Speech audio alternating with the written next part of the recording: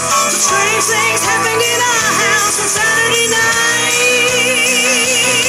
Yeah, we roll back the rug and dance.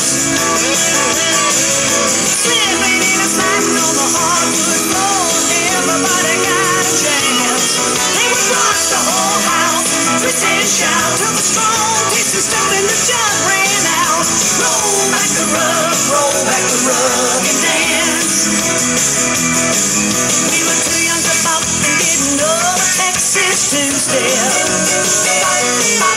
So me and little sister would sit and run the record, not shame. She'd play the songs that were soft and sweet. I'd